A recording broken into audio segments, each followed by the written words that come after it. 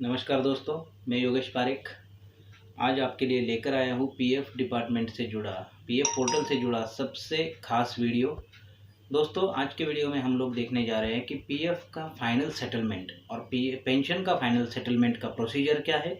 इस प्रोसीजर में हमें क्या क्या रिक्वायरमेंट्स लगेंगी और हमें कैसे ये प्रोसेस हम ऑनलाइन कर सकते हैं। दोस्तों, वीडियो शुरू करने से पहले आप सभी से एक रिक्वेस्ट है कि अभी तक आपने मेरे चैनल को सब्सक्राइब नहीं किया तो अभी सब्सक्राइब कीजिए, लाइक कीजिए और बेल आइकॉन प्रेस करना ना भूलें ताकि आपको ऐसे ही मेरे लेटेस्ट वीडियोस देखने को मिलते रहे।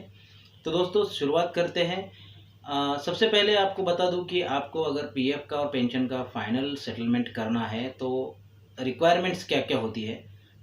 सबसे पहले ये है कि आपको जॉब छोड़े हुए कम से कम 2 महीने से ऊपर होना चाहिए। अगर आपने जॉब छोड़ के 2 महीना कंप्लीट किया है तब आप पीएफ और पेंशन का सेटलमेंट का क्लेम कर सकते हो।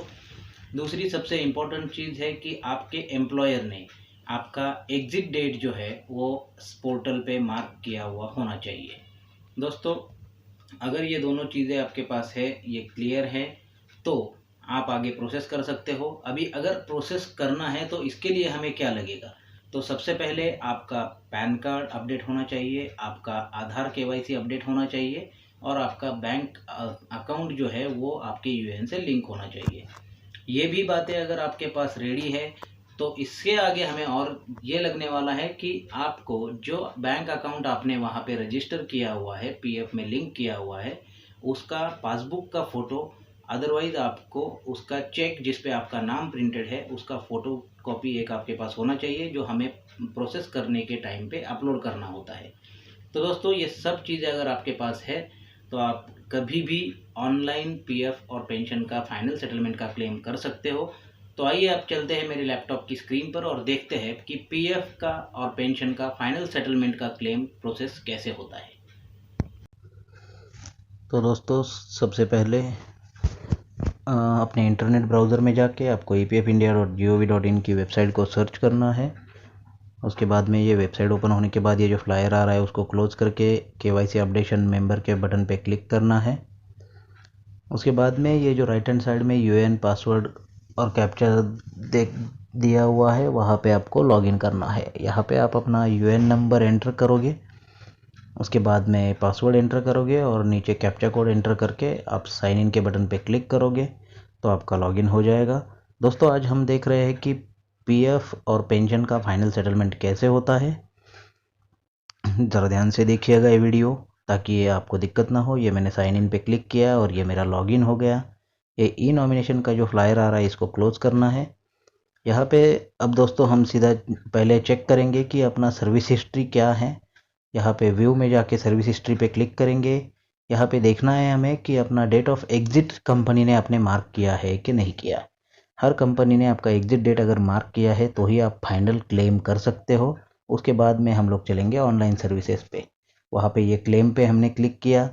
यहाँ पे अपने सारे पर्सनल डिटेल्स दिखेंगे। उसके बाद में यहाँ पे मैं बैंक डिटेल्स एंटर करूँगा। जैसे मैं अपना बैंक अकाउंट या नंबर यहाँ पे एंटर करूँगा उसके बाद में आगे प्रोसेस के लिए हम लोग जाएंगे। ये मैंने बैंक अकाउंट नंबर मेंशन किया और उसके बाद में ये मैं वेरीफाई पे क्लिक करूँगा। वेरीफाई पे क्लिक करने के बाद ये एक सर्टिफिकेट ऑफ अंडरस्टैंडिंग अंडरटेकिंग आएगा, उस पर मैं क्लिक करूँगा। ये यहाँ पे एस पे क्लिक किया। ये और प्रोसीड फॉर ऑनलाइन क्लेम के लिए मैं प्रोसेस करूँगा। इस पर क्लिक करने के बाद दोस्तों क्लेम फॉर्म का अगला स्टेप ओपन होगा। यहाँ पे हमें सारे डिटेल्स अपने दिखाई देंगे और यहाँ पे अप्लाई कौन से क्लेम के लिए अप्लाई कर रहे हो वो ड्रॉप डाउन में हमें सिलेक्ट करना है।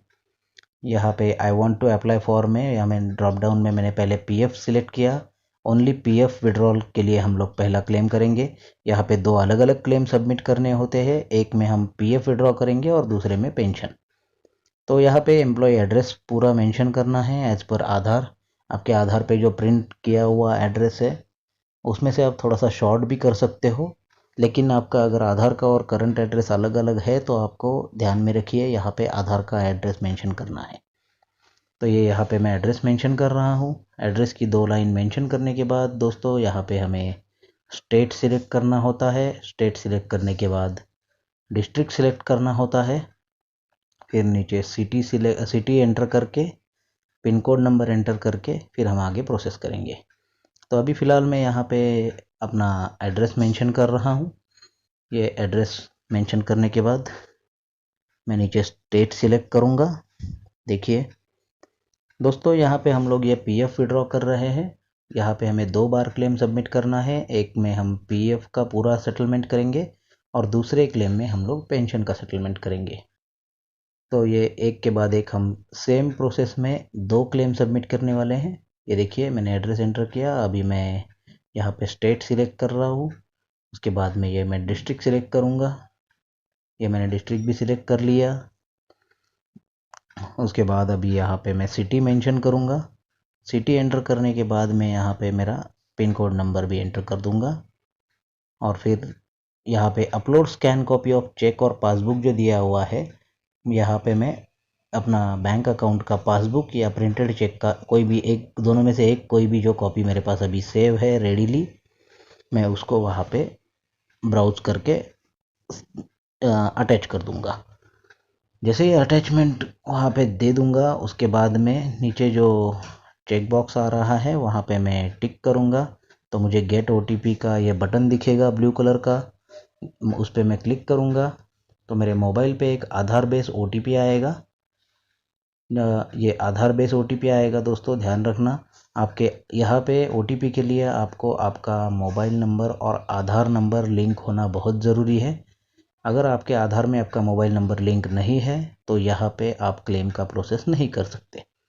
तो अभी दोस्तों ये मुझे ओटीपी आएगा। उसके बाद में मैं validate OTP and submit claim form के बटन पे क्लिक करूँगा तो मेरा ये क्लेम सबमिट हो जाएगा। ये मेरा ओटीपी के लिए मैं वेट कर रहा हूँ।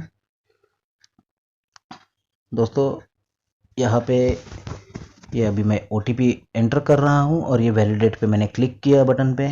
देखिए ये मेरा क्लेम सबमिटिंग का प्रोसेस हो रहा है और ये देखिए claim has been verified, eKYC updated and PF final withdrawal claim has been submitted successfully on EPF unified portal. Click here to view PDF। लेकिन अभी नहीं करेंगे हम लोग, बाद में एक साथ दोनों कैसे क्लेम स्टेटस चेक करते हैं वो भी मैं दिखाऊंगा। तो फिर से एक बार हम लोग ऑनलाइन सर्विसेज पे क्लेम पे क्लिक करेंगे और हमें जो पेंशन का क्लेम करना है उसके लिए प्रोसेस करेंगे। तो यहाँ पे देखिए मैंने ऑनलाइन सर्विसेज का ये टैब फिर से एक बार ओपन किया। वहाँ पे जो क्लेम का ऑप्शन है फर्स्ट वाला, मैं उस पर क्लिक करूँगा और यहाँ पे फिर से एक बार सेम प्रोसेस जो हमने पहले किया था, यहाँ पे मैं एक बार फिर से बैंक अकाउंट डिटेल्स डालूँगा और वेरीफाई के बटन पे क्लिक करूँगा। दोस्तों इसके बाद में ये सर्टिफिकेट ऑफ अंडरटेकिंग आएगा, उस पर ग्रीन कलर का एस का जो बटन दिया हुआ है उस पर क्लिक करके हम लोग प्रोसेस करेंगे। ये देखिए यहाँ पे ये मैंने येस पे क्लिक किया और फिर से एक बार प्रोसीड फॉर ऑनलाइन क्लेम पे मैंने क्लिक किया। जैसे मैं यहाँ पे क्लिक करता हूँ तो एक बार फिर से वही जो फॉर्म पहली बार ओपन हुआ था वही ओपन होगा। बस यहाँ पे दोस्तों हमें ऑप्शन अलग सिलेक्ट करना है। हमने पहले पीएफ लिया था, अब यहाँ पे ओनली पेंशन विड्रॉ हम लोग सिलेक्ट करेंगे। यहाँ पे only pension withdrawal form 10C select करने के बाद फिर से एक बार वही एड्रेस जो हमने पहले क्लेम में डाला था वो आपको यहाँ पे फिर से एक बार मेंशन करना है। पूरा process same as it is हमें प्रोसेस करना है जो पहले हमने पीएफ विड्रॉल के लिए किया है। अभी जैसे आप ये दोनों भी क्लेम एक साथ ही दोस्तों आप सबमिट कर सकते हो। बस आपको एक एक करके करना होता है। सेम टाइम पे आपका एक क्लेम हो जाएगा, इमीडिएट आप दूसरा भी क्लेम सबमिट कर सकते हो। इसमें कोई दिक्कत नहीं है और ऐसा कोई रूल भी नहीं है कि आपको एक करने के बाद 1 दिन 2 दिन 8 दिन 10 दिन रुकना पड़ता है, ऐसा भी कुछ नहीं है। आप सेम डे सेम टाइम एक के बाद एक आप ये दोनों भी क्लेम सबमिट कर सकते हो। ये देखिए अभी यहाँ पे मैंने एड्रेस मेंशन कर दिया है पूरा।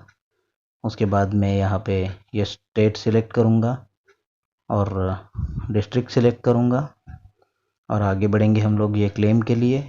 देखिए दोस्तों बहुत ही आसान प्रोसेस है, लोगों को पता नहीं होता है, इसलिए बाहर बहुत जगह पे लोग बहुत सारे पैसे निकालते हैं आप लोगों से कि हम ये करवा के देंगे, हमें इतना पैसा दे दो उतना पैसा दे दो। तो अगर आप मेरा चैनल फॉलो कर रहे हो और ये मेरे यूट्यूब चैनल पे आप सभी वीडियोस देख रहे हो तो आप घर बैठे ये प्रोसेस करके आपके पीएफ के पैसे निकाल सकते हो।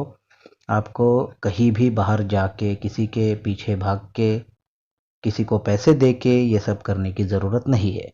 देखिए अभी ये फिर से मैंने प्रोसेस किया है OTP के लिए। मेरे को जैसे ये OTP आएगा मैं यहाँ पे फिर से एक बार वैलिडेट करूँगा और मेरा ये दूसरा क्लेम भी सबमिट हो जाएगा।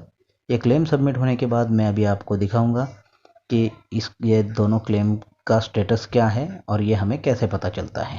तो अब ये देखिए ये भी सबमिट हो गया। अभी यहाँ पे फिर से एक बार यहाँ पे हम लोग इस पर क्लिक नहीं करेंगे, फिर से एक बार ऑनलाइन सर्विसेज में जाएंगे और वहाँ पे ट्रैक क्लेम स्टेटस का जो ऑप्शन दिया हुआ है वहाँ पे हम लोग क्लिक करेंगे। तो यहाँ पे हमें अपने दोनों भी क्लेम जो अभी हमने सबमिट किए दोस्तों, ये देखिए ट्रैकिंग आईडी के साथ फॉर्म 10C, फॉर्म 19 और सबमिटेड एट पोर्टल पे हमने कब सबमिट किया उसके डिटेल्स, करंट स्टेटस है सबमिटेड एट पोर्टल। यहाँ पे आप लोग देखिए व्यू PDF का एक ऑप्शन दिया हुआ है, वहाँ पे आप इसको डाउनलोड भी कर सकते हो ये फॉर्म।